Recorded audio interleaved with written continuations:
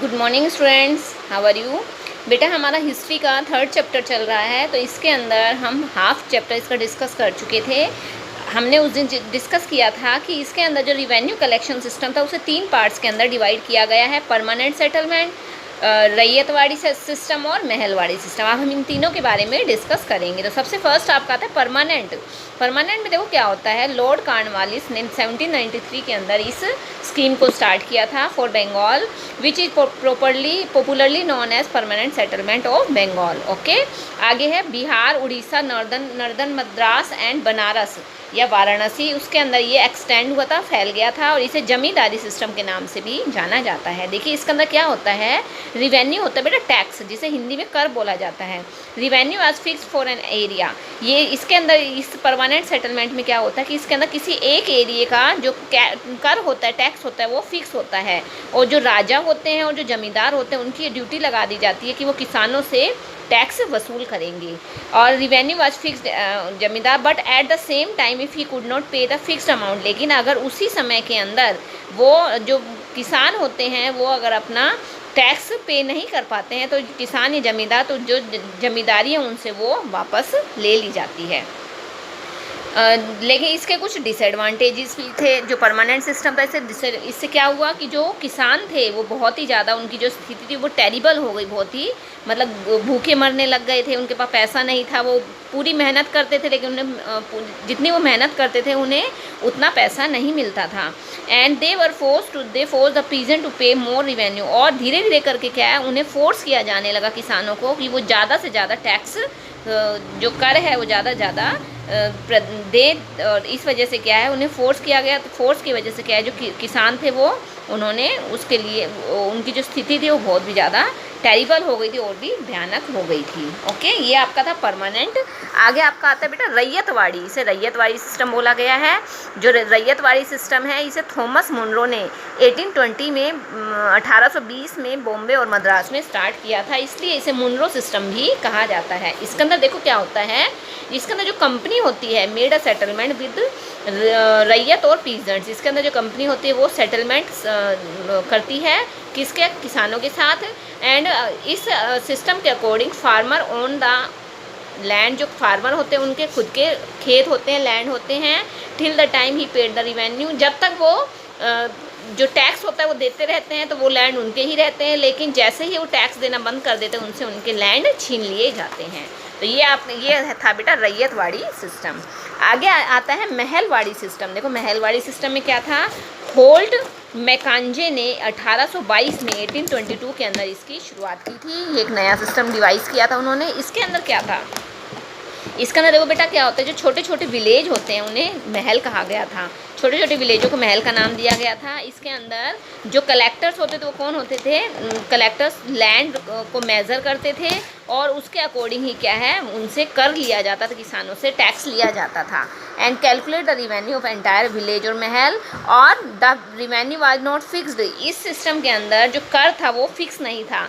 अगर खेत बड़ा है, फील्ड बड़ी है तो उसका क्या टैक्स भी बड़ा होगा, अगर फील्ड छोटी है तो उसका टैक्स भी थोड़ा होता था, कम होता था।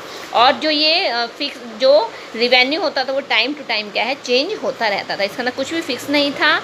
और जो हेड ऑफ द विलेज होता था उसकी ये ड्यूटी लगा दी जाती थी कि जो भी गांव है उसके अंदर से जितनी भी कलेक्शन होगी वो सारी कलेक्शन उस विलेज का हेड करता था।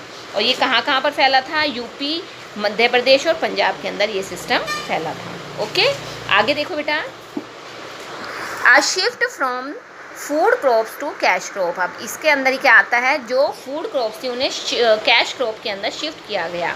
And of the 18th century की एंडिंग में indigo, silk worm, tea, coffee, sugar cane, oil seed, jute, rubber, इन सब की क्या है खेती की जाती थी। जो ये सारी क्या थी, कैश क्रॉप्स थी। दीज क्रॉप्स और ग्रोन ऑन लार्ज स्टेट, इन्हें प्लांटेशन कहा गया, और जो इनके ओनर होते थे उन्हें प्लांटर्स कहा जाता था। Tea plantation were established large scale in Assam, north Bengal और केरला के अंदर जो टी के प्लांट थे बहुत लार्ज स्केल, बहुत बड़ी मात्रा के अंदर लगाए गए थे।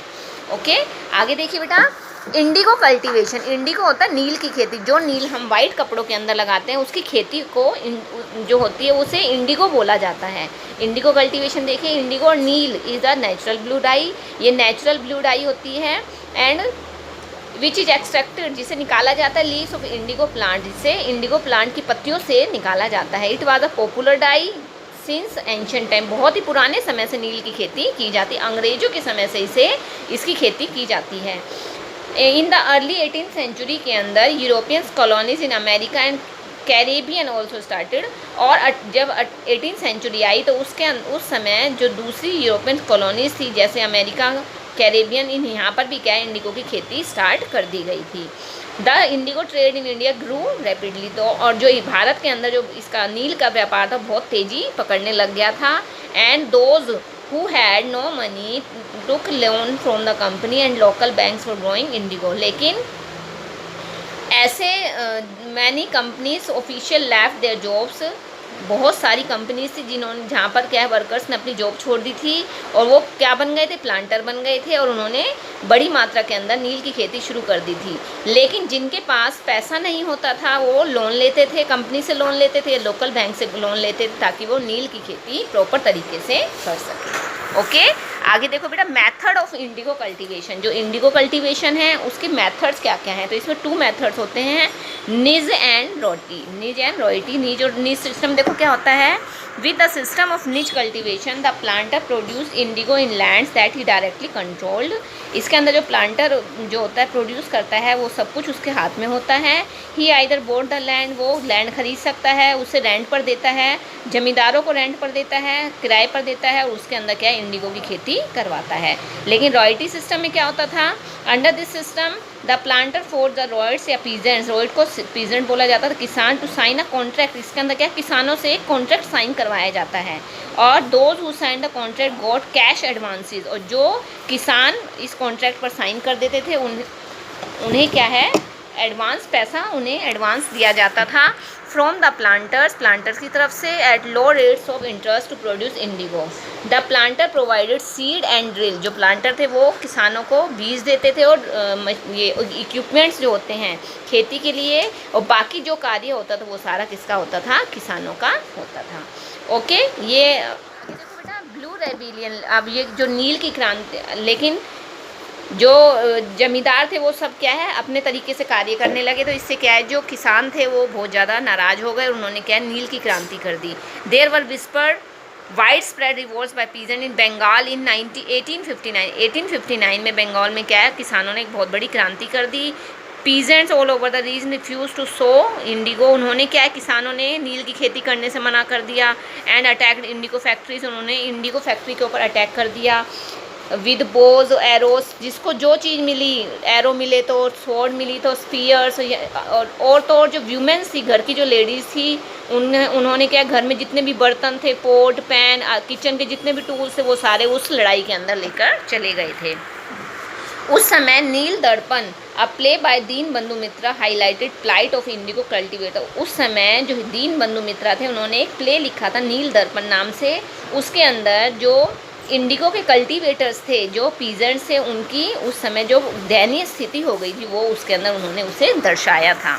और लास्ट में it was only early 20th century when Mahatma Gandhi visited Champaran, और 20वीं शताब्दी के शुरुआत में महात्मा गांधी ने चंपारण में जाकर विजिट किया। And a movement was launched against the Indigo planters, और उन्होंने जो नील की क्रांति के जो विलेजर्स थे, जो किसान थे, उनके अगेंस्ट उन्होंने क्या है एक क्रांति की लॉन्च किया, उनकी एक क्रांति शुरुआत करी जिसे इंडिगो रेबिलियन के नाम से या ब्लू रेबिलियन के नाम से जाना जाता है। तो बेटा ये आपका चैप्टर फिनिश हो गया है, आज कंप्लीट हो गया है। किसी भी प्रकार की कुछ भी प्रॉब्लम है तो आप मुझसे डिस्कस करोगे। Okay, thank you.